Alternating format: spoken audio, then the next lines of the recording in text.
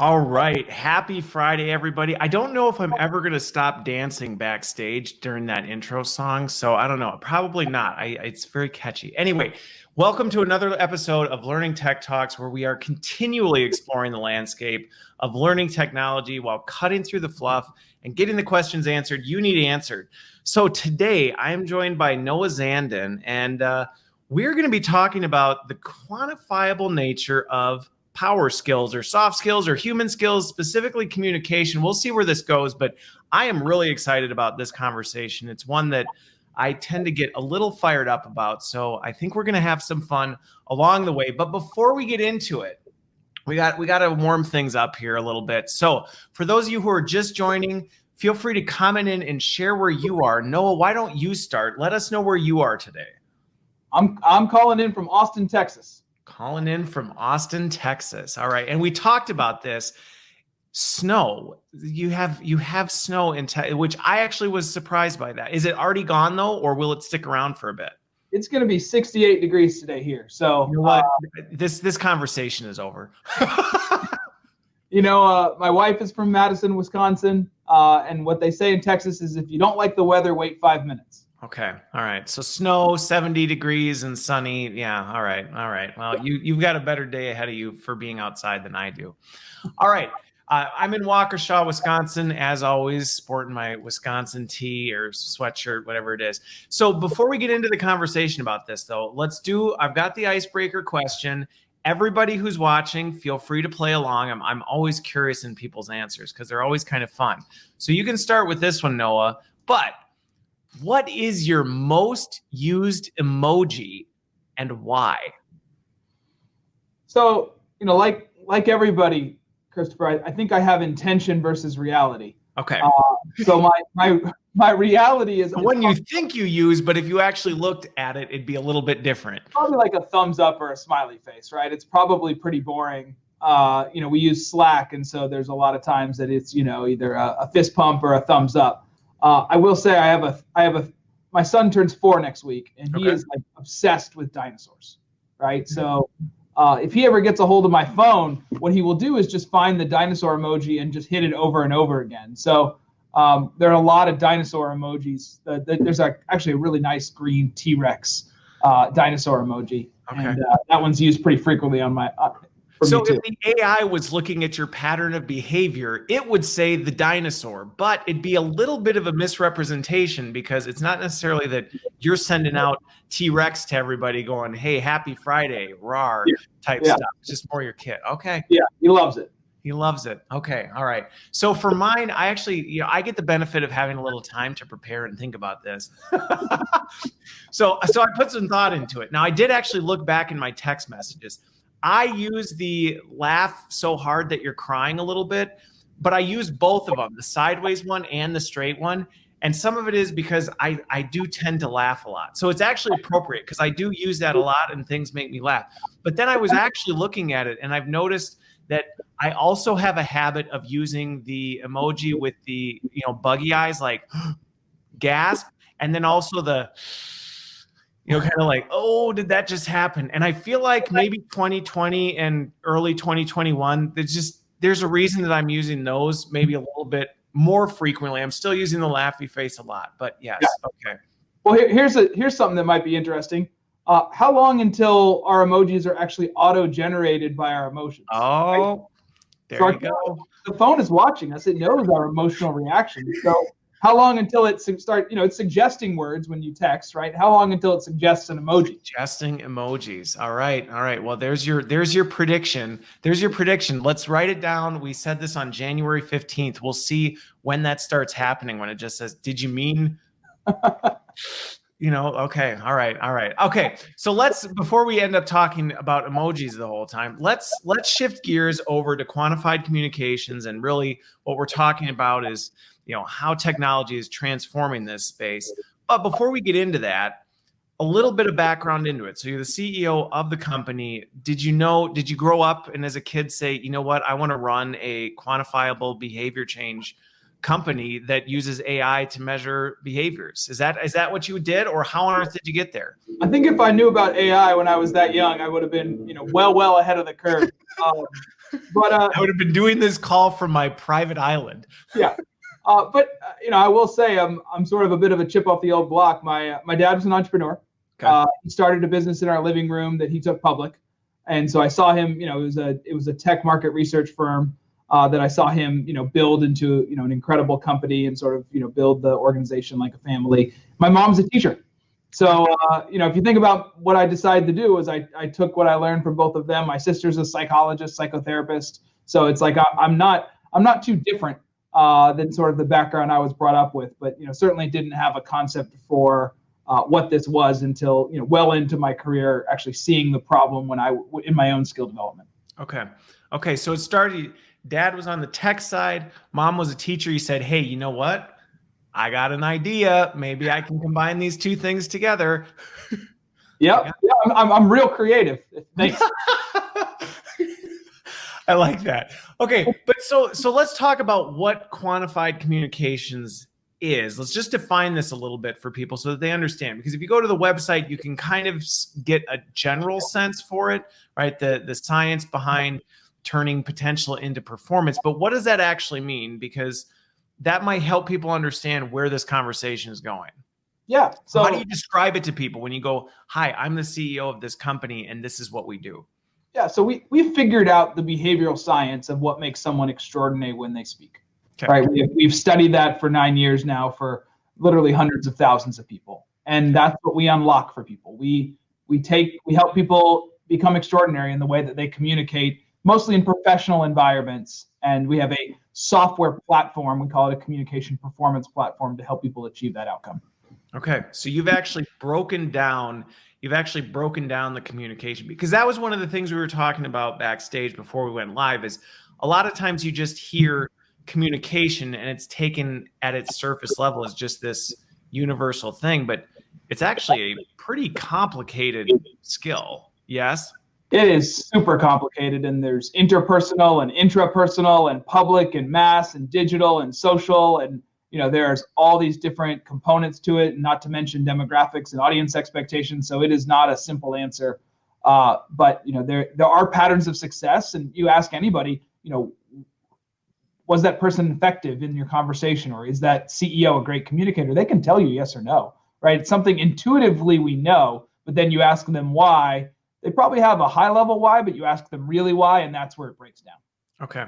So then what problem, because I agree, I think this is a really important piece, and in a lot of conversations I have, this is one of the things that communication is a critical one. I see opportunity to do this in a lot of different areas. You hear other skills, adaptability. Yep. You're like, okay, but what does that really mean? What does someone who's adaptable look like? And I think communication is a big one. So what problem did you see in the market necessarily where you said, I think we can do a better job. I think we can fix this. What kind of started that for you? It was a personal problem, right? I mean, I studied econometrics. I started my career on Wall Street, and Wall Street at the time, they were spending an enormous amount of money to train young folks like me, like young quants that could have a very high impact on the success of the firm. They spent a lot of money in our 2-month, 3-month kind of before we got on the desk training program. Okay. It was all how to use spreadsheets, right? It was all financial models and the stuff I was going to need to be an individual contributor. And I want to be a leader, right? I wanted to lead a company. I wanted to lead, or at least become the leader of the firm that I was working at. And I saw the skills that the people had with the much nicer offices than my little cube, and they weren't teaching me that. And I got really worried about it, because I said, okay, great, I'm going to learn everything I can about Excel and leverage buyout modeling, but if I don't learn those leadership skills, how am I going to learn those leadership skills? And I got really worried about it, because I didn't want to be living the rest of my life in an Excel spreadsheet. Okay. Interesting. And so communication was really where you ended up honing in, which to me is an important one, because a lot of times you can know everything. You can have all the knowledge, but if you don't know how to articulate that, if you don't know how to inspire or communicate that to other people, it's really not doing a whole lot for you. Yeah. So then what does it, let's talk a little bit more give a high level overview of how this works. Because it is obviously, at the time, you were getting trained on communication skills, or you're getting some training on, which is probably what many people in the L&D industry are familiar with. That we get the requests. Somebody says, you know what we need some communications training. And so we go out, we find something and we say, hey, here's something. We scan it, looks in general like it hits on some of the bigger things, and then let's do it. But that is not how you're approaching this. No, I'm a quantitative person, right? So everything in my background says data and, measurement. And, my father, who's the co-founder of the business, is an evaluation research PhD. So just assume that is my lens and my bias to everything that I look at. And so you're saying that there wasn't enough data in that for you? Not nearly, right? So, but literally, I have this problem for myself. I'm sitting in graduate school in Chicago, and I said, okay, I have to learn how to be a better communicator, right? I've had these amazing finance jobs, but no one has ever taught me this stuff. I'm supposed to just pick it up naturally, and I'm worried I might not. So what am I going to do? So I just get on Google and I, Google communications coach, and there you have no idea if someone's good or bad, right? I mean, I'm lucky to be in these incredible financial training programs where these folks and these vendors have been handpicked because of their quality and their proof points. And communication just felt really, really soft, right? And the top person that I found was a voice coach who looked like they had some opinions to share, but there wasn't a lot of research or science or proof. And and then even then I looked at the price, and it was nuts how much these people were charging to do one day. Quantifiable enough for you based on what you were finding? It didn't have evidence, right? Yeah. And it wasn't really research backed, and it also it had no elements of technology or kind of future looking, right? It was pretty dated. Okay. All right. So you set out on a quest to change it. So then how is it doing this? Because I've seen, and I think many people in our industry have seen this, seen different takes on how to improve communication skills. It's, let's get a video, let's do something like that. I'm seeing it continue to evolve. I'm really excited about where NLP has come just because of the fact it can do so much more. But walk through a workflow. Somebody that's then using the platform says, I'm looking to improve my communication skills. How does this thing work? Yeah. So let's at least start with where we agree, right? So when I talk to learning leaders and talent development folks, everyone agrees that communication is a core competency, right? It is important for our work. I mean, we measure it. So it's 80% of your time at work is spent communicating in some form or fashion, whether it's, email or phone calls or Slack or Zoom meetings or traditional in-person communication. Yeah, I would say that's not really a big, highly debated thing. No, so we do it a lot, right? And we generally know what good looks like. So the solutions in place are, if you're at a certain level of your organization, and typically that's VP or above, they're going to hire you a coach, right? And they'll put a coach in a room with you, and the coach will watch you and say, here's what you're doing well, and here's how you can get better. And some coaches, we've met some of the best coaches in the world. We've had the pleasure of working with the TED speaking coaches and folks like that, and they're remarkable. They're hard to find, and there's not that many of them, and the ones that are out there are really busy. So if you're not at that level, the solution beyond that is most likely workshops, right? Where they put you in a room, 20 to 100 people, and you've got a workshop facilitator who's talking to you about, here's the art of influence, and here's how to be more persuasive, and here's how to have a difficult conversation. What's good about that is it's generally good guidance. The struggle that we saw is we all have different problems. Communication is a very, very human behavior, and my strengths and my gaps are going to be really different based upon my background, my upbringing, where I'm from, my demographics. And so it's not personalized development, it's generalized development. The other solution is to ask someone to read a book, but I kind of won't go into the effectiveness of that. So we'll save that conversation. So the core challenge that we see is awareness, right? Okay. It's one of these things where people aren't generally aware of what they're good at and where they need to improve. It's a hard thing to say, hey, tell me how I come across. And so what we've created is a platform to do both assessment and development of people's communication skills, using a ton of behavioral science, making it really easy for people to share content with us, and then trying to give them simple feedback and coaching so they can get better, and then to reinforce that development through an ongoing spaced repetition guidance. Okay. Got it. So I have to ask then for users, because this is like you said, the biggest piece, and I think this is just true of change management in general, is if you don't know there's a gap or you don't know there's a problem, it's really hard to even Yeah. want to fix anything because you don't see it. So I'm curious, people who engage with this or just in general on communications, I'm sure you have the data to back this. What do you find that, are people relatively aware of their gaps, or for the most part, do you have people that just go, I think I'm great at this, and holy moly, I didn't realize the complexity behind this, and I didn't know that these were opportunities for me? So communication is kind of like driving. If you go ask people, are you a better than average driver? What percentage of America says yes? Probably a lot, a very high percentage. 90%, right? 90%. 90%, right? So it's kind of like that. I mean, we speak all the time, so we just assume we're okay at it, right? But so few of us have ever been given guidance on how to do it well, right? So few. And the remarkable people that do it incredibly well, right? These folks like Steve Jobs, we look up to them and we say, wow, they're so good. But like, there's not a rubric, right? There's not science, there's not a methodology, there's not a roadmap. And so we just all sort of say, yeah, I'm close to that, I'm not as good, right? I'm not quite Steve Jobs, but I'm also not, I don't have a bad example. So, we've had the pleasure of working with an amazing group of CEOs, global leaders, and I can tell you, some of them don't have the skills, right? And it's not because they don't have the capacity, it's because they've never been taught them. They never had the mirror held up to them to say, here's really how you're doing and how you can get better. Okay. And so much of what we've learned is A, how to do that really well, and then B, this is really important, how to do it in a disarming manner, not to make you feel bad about yourself because you've never been told this before. So if I said, hey, Chris, you're a terrible driver, right? Like every time you brake, my head. What are you talking about? I've been driving for years. That's what you're going to say, right? But then all of a sudden you're like, wow, you might have been right. So it's that parallel of like, how do I give you feedback in a disarming, human, connective way?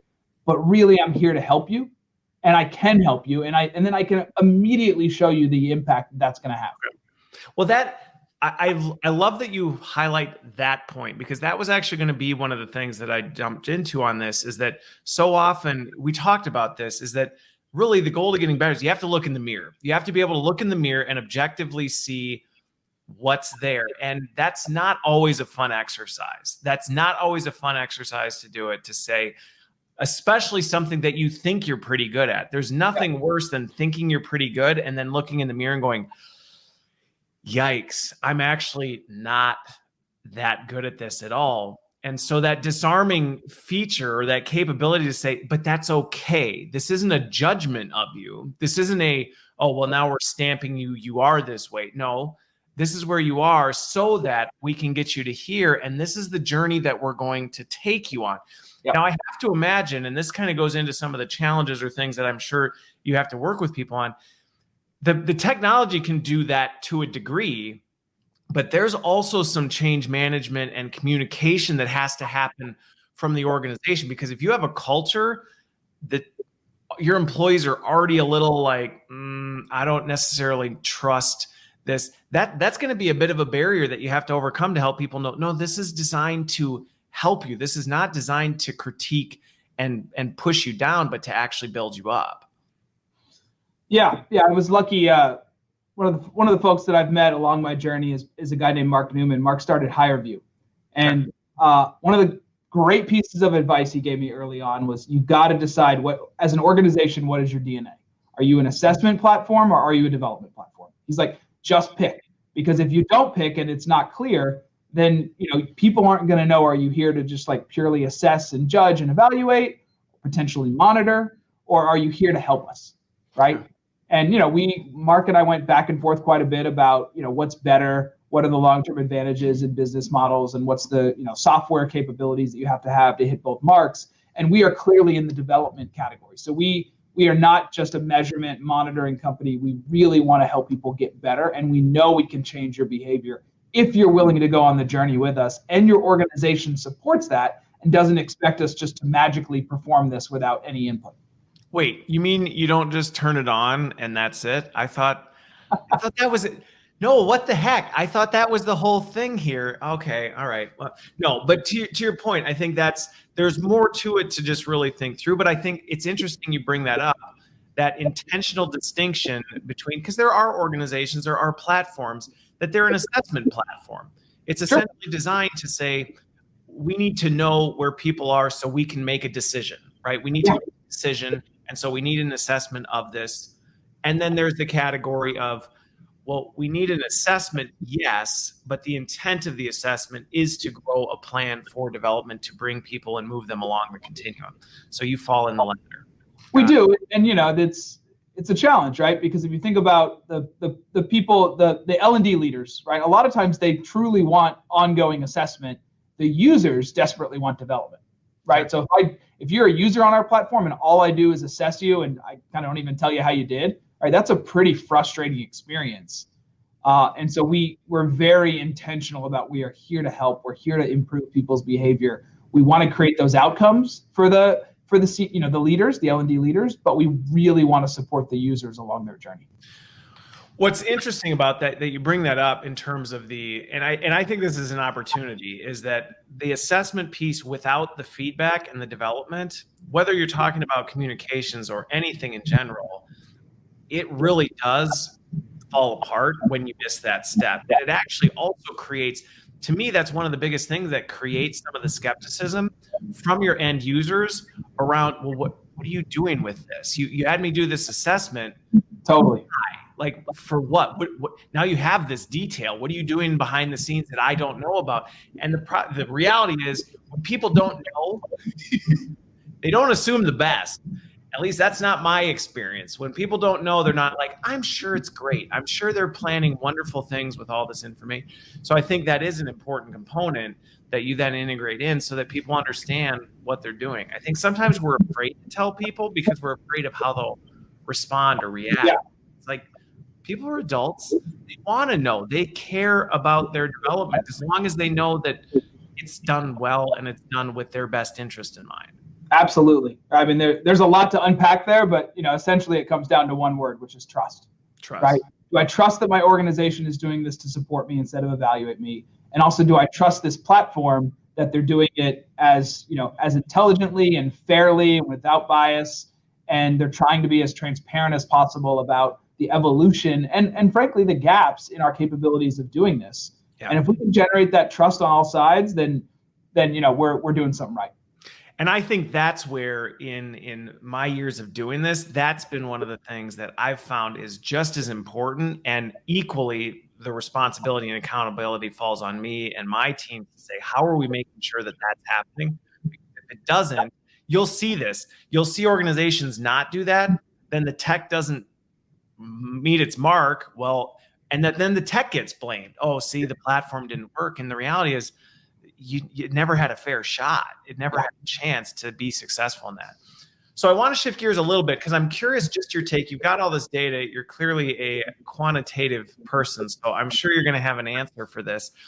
But I am really curious because I have seen back and forth debates on this of, communication is changing with tech. Everything's changing. And I'm curious what the data says about that, because my perception has been, is the execution of things changing? Are some of the activities changing? Yes.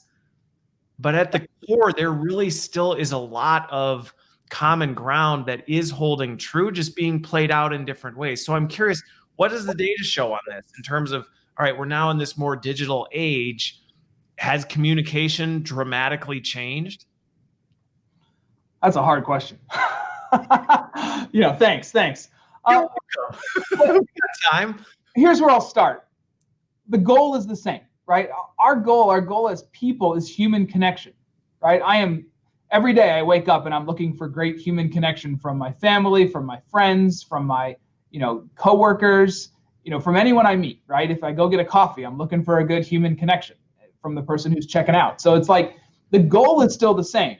Now the mediums are really different, right? Yep. So if I think about that coffee experience, I used to go to the same coffee shop and know the person behind the counter's name and catch up with them. And now I'm loading up an app and when I walk in, the coffee's already there. And so it's different, right? So the mediums of interaction are very different, but the goal and the outcome of a successful or winning interaction is actually still the same. Okay. So the interesting question then becomes what behaviors, what inputs into a conversation or a piece of communication create the appropriate outcome when the channel is so different.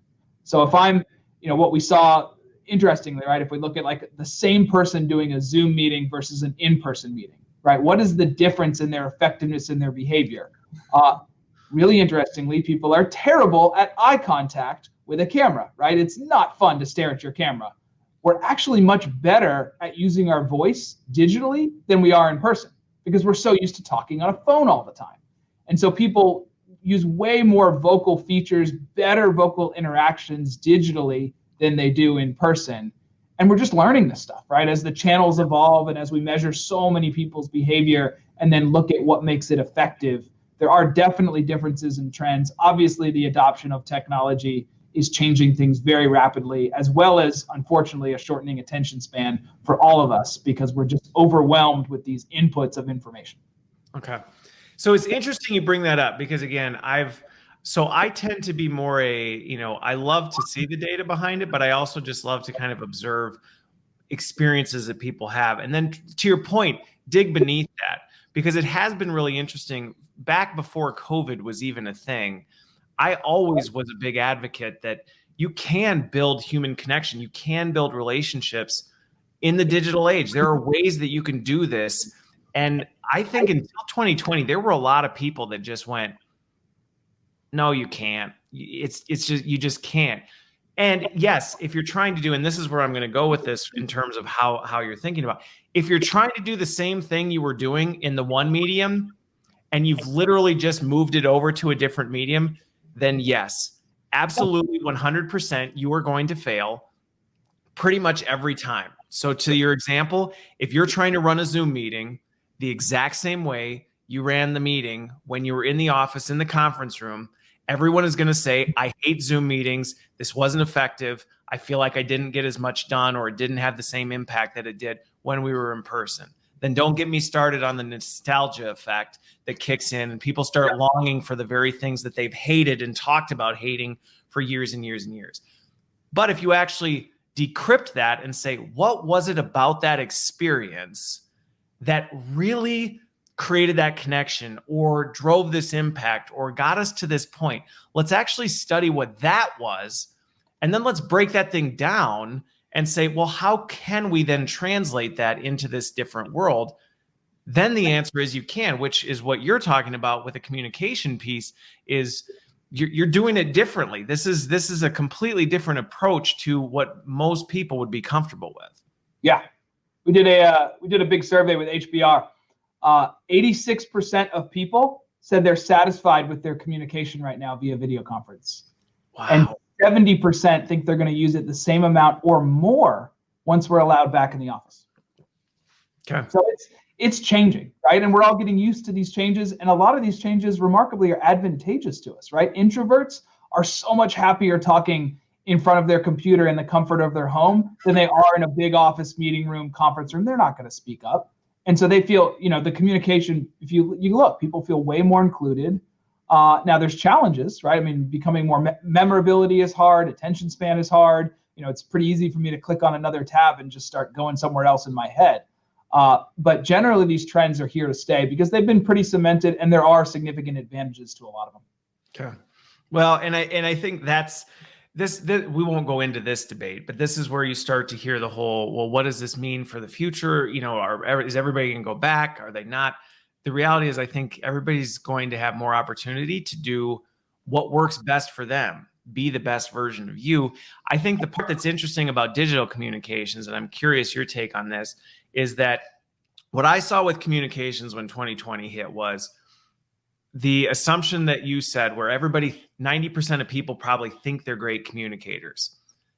That got put to the test in 2020 because everybody thought they were really great at communicating. Oh, I'm really good at talking with my team. I'm really great at doing this. I'm really great at articulating. Or suddenly you had to do it differently. And I feel like everybody got the opportunity to look in the mirror really fast and went, but nobody really wanted to think that, hey, you know what? Maybe I wasn't actually as good of a communicator as I thought. And now I'm realizing that because when I'm having to apply this in different areas, I have no idea how to do it. And all my flaws just got the volume turned up to 11. If I was really bad at this, it's really bad now because of all these other factors. Yeah, well, I mean, these web platforms literally are a mirror. I am looking at myself right now, right? In a meeting, I'm not. And it's hard to look at yourself. I mean, it's really interesting. If you ask people when you talk to your webcam, do you look at the video of yourself or do you look at the video of the person you're speaking with? And most people actually admit they look at themselves. So you're literally talking to a mirror, which is a huge fear that people have. So no wonder it's so hard and frankly, so sort of self-confronting as an experience. Okay. So I'm curious, have you seen, because the one thing that I've found with this is that communicating well in the digital age just requires, I think, more intentionality to what you're doing. You just have to be more thoughtful, intentional about, okay, I used to just bump into people and I assumed that we were communicating because I bumped into them. Now that's not going to happen. So I'm going to need to force myself to put those little things in place. Or I used to be able to read people a little bit better. So now I'm just going to have to be a little more careful and thoughtful of the way I present things to make sure, or ask for feedback when before I could read if people weren't getting it, things like that. But I'm curious, have you seen now from a data standpoint, is this actually in some regards helping just organically grow communication skills, in that people are realizing that maybe they weren't that great of communicators? Maybe they're just naturally starting to build some. Granted, there's still a need to grow it, but I'm just curious what you're seeing. So I think we all realize it's a challenge. And I think the challenge has been complicated by the introduction and frankly, proliferation of a new medium, right? All of a sudden, my effectiveness in video conference went from a skill that's, a bit of a nice to have to definitely a must have. Yeah. Right? And so that's a challenge, right? So what are the solutions to that challenge, right? I mean, it's a digital channel. So I think what's fun for us and what's exciting for us as a business is people are much more willing to adopt digital solutions to a digital problem. And that's really where we've spent a lot of time. Yeah, I guess I can see that. It's opened up. The people are now comfortable because, well, before I was more comfortable with the whole in-person thing. So a digital solution felt very counterintuitive to what I was used to, versus, well, we're doing all this digital stuff. It can't hurt to do something digital as well. Yeah. Now there's one huge complication to that, right? And I won't get too deep into the social science and communication science, but 67% of our interaction is nonverbal, right? So hand signals, the way that you're standing, and these cameras cut off half of our bodies, and typically people don't even show their hands in the frame. And a huge part of the way that you and I are connecting right now, especially on a subconscious level, is happening, non-verbally, and we're missing those signals. And so if I offer a second prediction, we are going to be having full body cameras, much more kind of back frame stuff. You're going to have to start putting on jeans and sweatpants. But because the interaction, unless we go a really crazy direction, which some tech companies are working on, which is avatars, right? We are missing some of the fundamental components of human interaction in the nonverbal manner.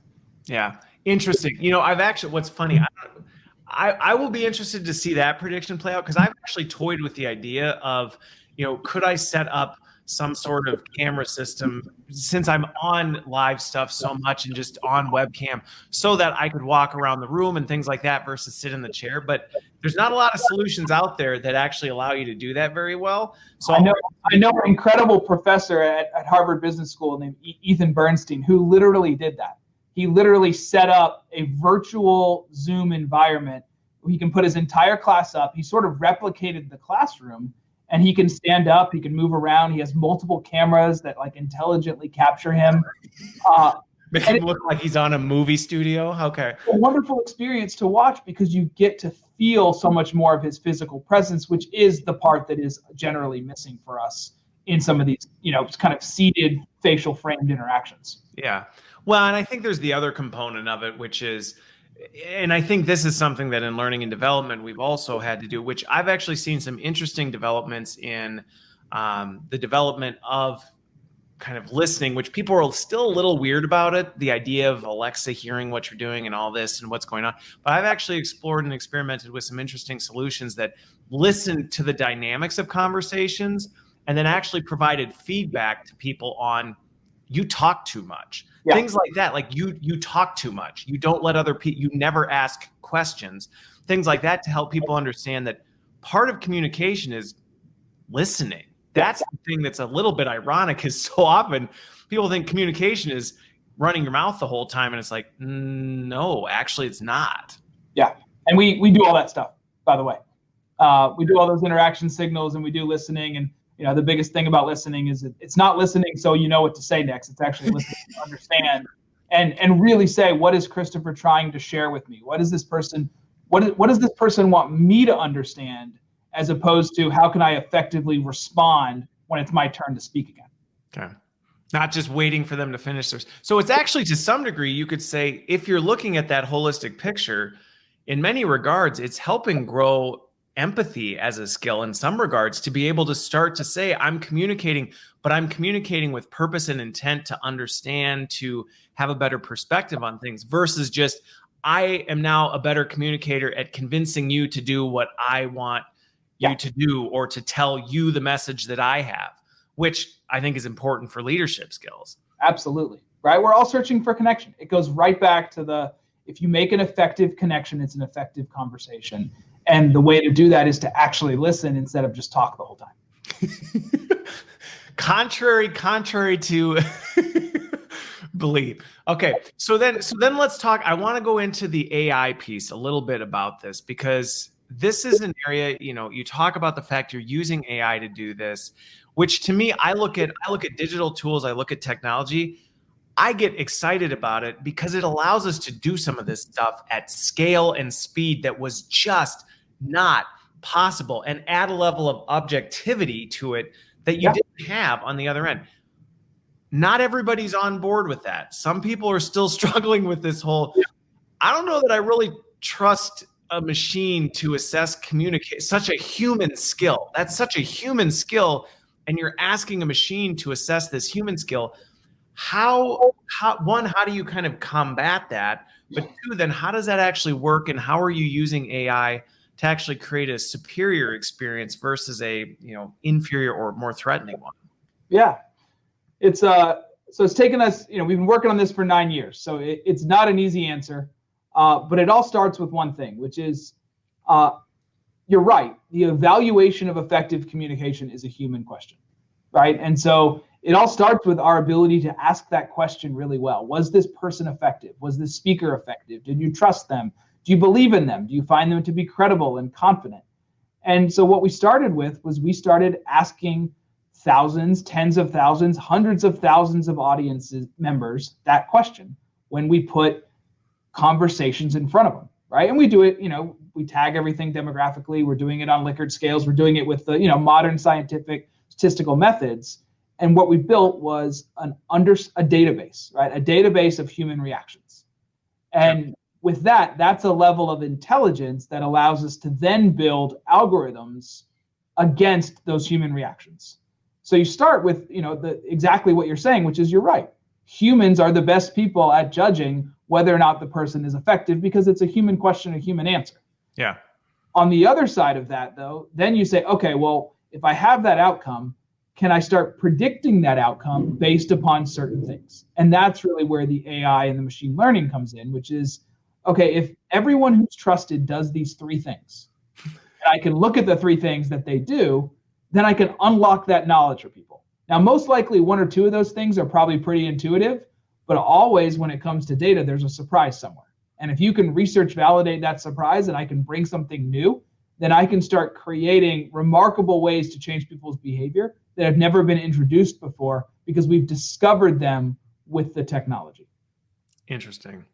So well, and we talked a little bit about this before we went live, because what you're getting at, and I'll just kind of decrypt this a little bit further, is the fact that while yes, identifying those components is instinctively human, and so humans need to be in the loop on that, the ability to look at massive amounts of data and categorize and look for the patterns in that is something that just cannot be done by a human, because there's just no way that you could objectively look at that amount of data in your lifetime to actually be able to say, hey, wait a minute, did you see this pattern? So there's still a person involved. It's not just throwing this over to the machine and saying, here, good luck, and we'll just take whatever you come back with.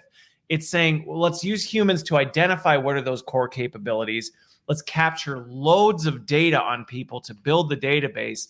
Let's use the technology to look for the patterns and start to say what you said. People who people trust, what is it about them? And let the machines look through all this data, find those things, and then use humans again to say, okay, now what do we do with that? You got it, right? And let me give you an example, right? So the number one factor for trust is how much message ownership you take, right? So message ownership is best evaluated by what pronouns you use. And if I look at the ratio of third person to first person pronouns when you speak, that is highly indicative of whether or not I or an audience is going to trust you when you speak, okay?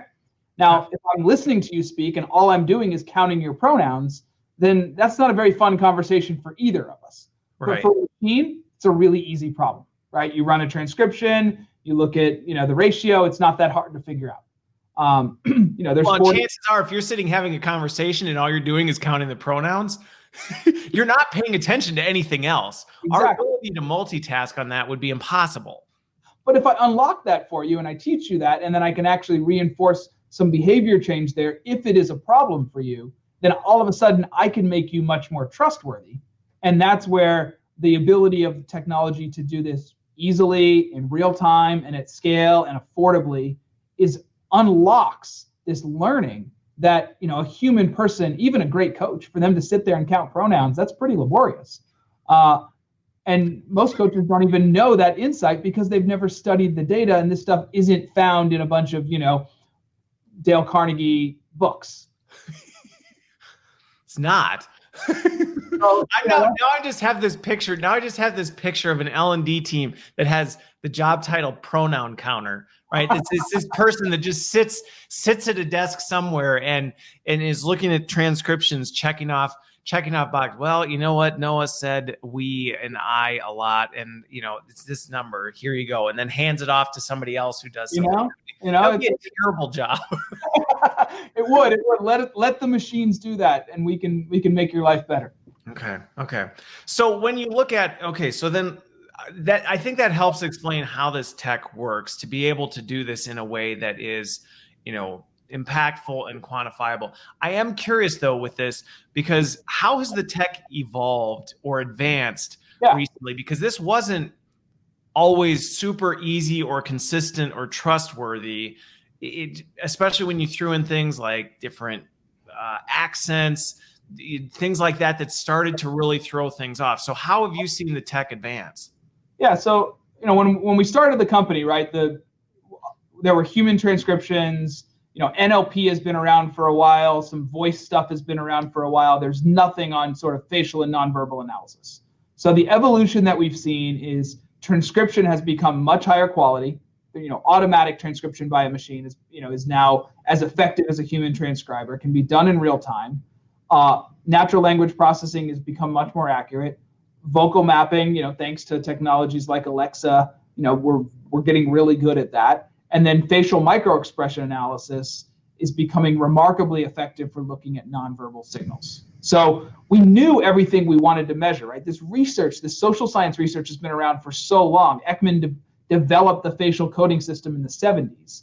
Our ability to actually use technology and pull these behavioral signals out in real time in a video and feed them back to you has made remarkable leaps over the last few years. And that's all based upon foundational great machine learning technology that allows us to process this stuff really effectively and quickly. And that's the biggest change, along with one really important thing, which is people's willingness to use technology to assist themselves in their lives, right? So at the same time, the technology is getting faster, better, more accurate, more intuitive, more trustworthy.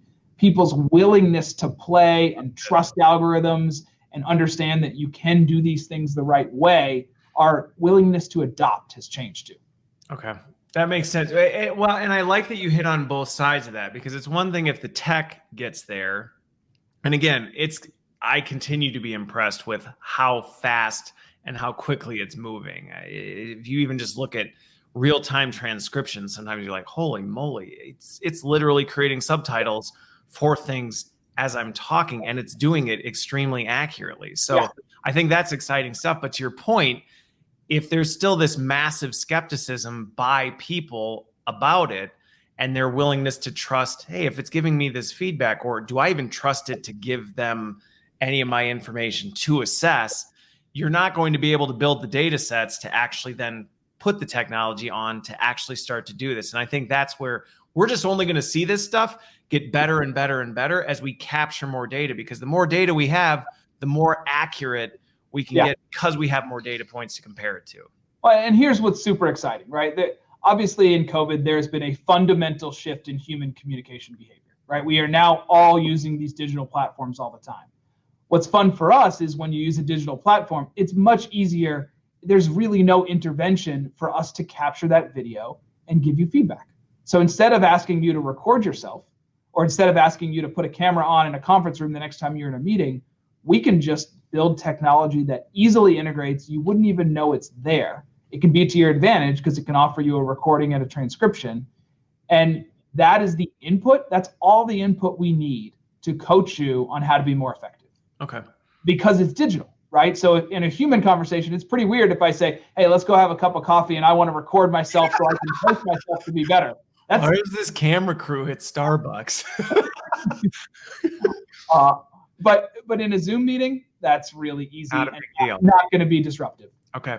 Well, and I was actually going to ask about that, because I think, again, one of the things that to me is exciting about this more digital age where people are using more of this tech is these data points are being captured naturally. You hear learning in the flow of work, all this stuff, right? People are throwing those terms around.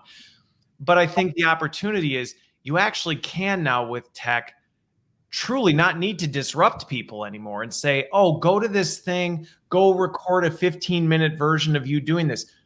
No, you can then hook it up to where you're going to be actually doing your 15-minute presentation, and then just get the feedback after the fact and say, well, you went and did it. Now here's how you did based on that. So it's actually not disrupting your natural flow anymore.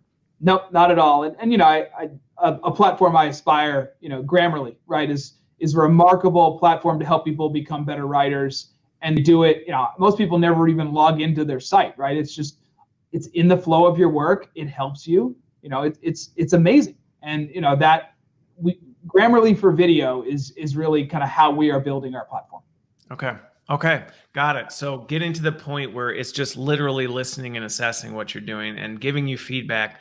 Ideally, right, in a perfect world, it would get to a point where it's doing it in real time, where in a conversation, you're getting some of these indicators to let you know, hey, here's an opportunity. Well, I'll stop you there. Do you want it in real time? I mean, when you're in the middle of your team meeting, right? Do you want us telling you, hey, you need to be more trustworthy and here's how? So my answer to that would be, I think it comes on a maturity scale. All right. This is where I would say my answer to that would be yes. But I can see for some people, or just based on where you are in the community, the answer might be no, because you may say that's going to distract me and I'm going to end up I'm going to be so focused on these indicators. But I can see as you get more, it's just like, honestly, when you think about Zoom communication, the first time you do it, somebody sending you a message in the chat just throws you for a loop. You suddenly stop, you're staring down at it, then you come back and your whole train of thought's gone. After you've done it for a while, and you do it all the time, you can glance over to the side and then just think, okay, and now I'm going to throw this in. It's right, like doing comments on this, being able to see that. So I think that's where the scale could slide and say, maybe, no, that is not training wheels. You would not want to say, hey, here's your whole dashboard while you're doing your thing that's going to light up and tell you these things. But I do think as you grew and upped your skills, the ability to at least have some leading indicators or some lighting indicators that say, hey, now again, this gets into that kind of creepy space of, well, are we almost feeding people exactly what they need to know while they're doing it? I mean, again, I think that gets into, you'd have to use that very ethically and really put some guardrails behind that to prevent it going off the rails. Absolutely. So that would be my answer to that. Is I think it's a yes, and I think it'd have to be done carefully and not just blindly. Yeah. Okay. So I am curious then on this one, with the communication piece, what are some of, this is just my curiosity behind this. What are some of these, so you break down communication, but what are some of these big or little fractional things that you see are surprisingly like, well, we didn't really know that this actually is a super important thing that we might not have known about communication? Are there any ones that jump out that you went, over the years of doing this, you've gone, I had no idea, this is amazing? If you really break down the problem, right, there's technical components of my communication, and then there's perceptions. So if you think about what makes an effective communicator, stage one is, does Noah do technically everything effectively? So doesn't have some hitch or some distraction or some crutch that's really, frankly, going to be disruptive or annoying. So an example on that would be filler words. Okay. We'll use the word every 3 words. And it's not that hard to count filler words and understand what the ideal ratio is. And the way that you fix that is by helping retrain people's behavior to take a pause instead of a or a so or an We all have the problem. It is a very human problem. Yeah. It's such a human problem that literally Alexa and Google inserted fillers into their home devices to make them sound more human. Interesting. But once you start using more than about 5 a minute, it does become pretty distracting, and you could set people towards counting instead of listening. And so, like the number one thing that generally we want to coach people on if they have the problem, and this problem goes all the way up to Fortune 10 CEOs, is we want to help mitigate fillers. Okay. When it comes to more perception stuff, the stuff's a lot harder. It takes a lot more awareness and sort of deliberate effort to fix.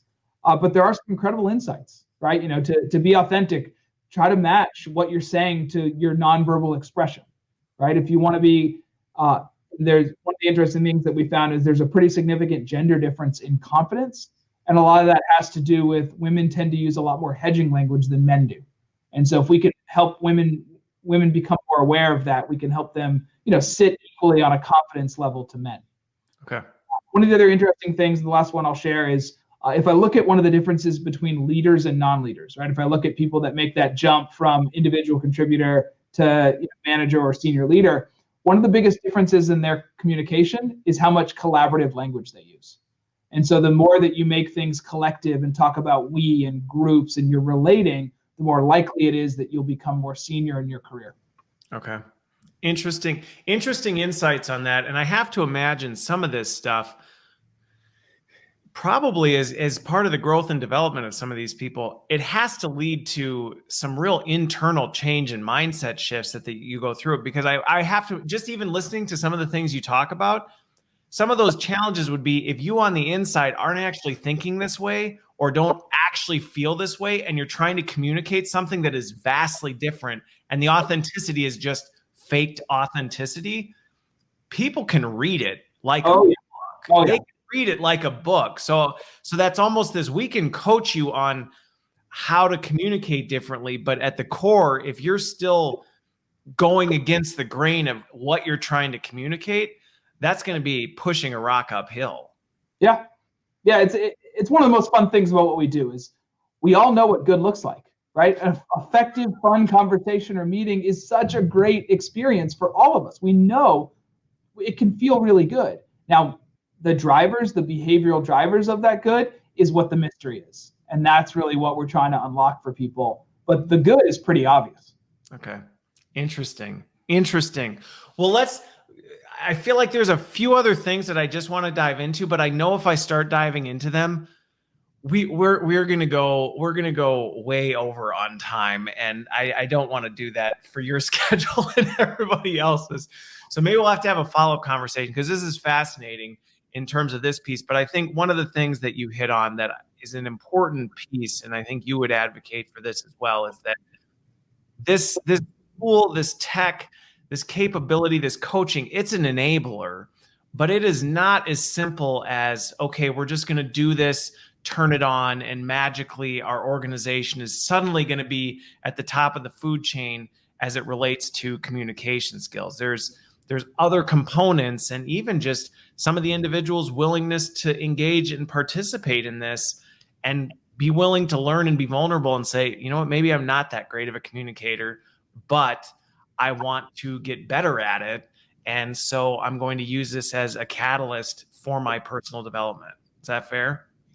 It is. If people want to grow and they want feedback, that's sort of step one. And step two, you're right. With any piece of technology, no matter how effective and in the flow of work and digital it is, there's still an amount of sort of intentional setup and execution that has to happen. My job and the job of my product team is to make that as easy as possible on people, but it doesn't just happen magically. No. There's a great Fast Company article that I'll include in the notes called "No Pain, No Brain Gain," and it does, like, learning takes work, right? Yeah. And the best teachers that you've ever had, when you think about who really changed your life, it wasn't the one that just gave you an A and you didn't have to do anything. No, they didn't just pat you on the back and said, "Sounds good. Here's your A. Get out of the room." And that's hard, because I feel for a lot of learning leaders in that, because a lot of the evaluation is, did I enjoy this? Was it fun, right? But behavior change generally takes a little bit of work. We try to make that work as fun as possible and as easy as possible, but all of this stuff takes a little bit of intentional effort, and it's not just a magic button you hit. No. And the exciting thing about that, and I have to hit on this, that is one of the things that I think we can get really excited about with this technology, with other types of technology, is having that data to show you've driven behavior change is a game changer as a learning leader, because I understand why we've had to rely on people liked it or they felt good about it, because what else did we have to say? So we didn't really have anything to say. Being able to embrace this allows you to go into a conversation where you may say they all hated it. They didn't like it, but guess what? They came out of there a better communicator than they were before. Now, granted, hopefully you find that middle ground so that it's not they hated it, but they did this. It's a yes and. But the reality is that is a different conversation when you can say, and we changed behavior, and here's the data to prove it. Here's what we're doing to actually grow that. And to me, that is one of the most exciting parts about where things are going now, is we can actually have a quantifiable, see, there you go, I'm throwing it in there, quantifiable conversation about things that historically have either been impossible or very, very, very difficult and resource intensive to do. Yeah. So, yeah, I couldn't agree more. Well, this has been absolutely fantastic. I really appreciate you taking the time this morning. This was fun. Hopefully everybody who's watching got something out of it. I will actually get a transcription of this one as well, and we'll be able to do that so other people can take a look at it. But thank you so much for the time. Thanks everybody for being here. This has been an awesome conversation, and we will see you next week. Thank you so much, Noah. Appreciate it. Thank you.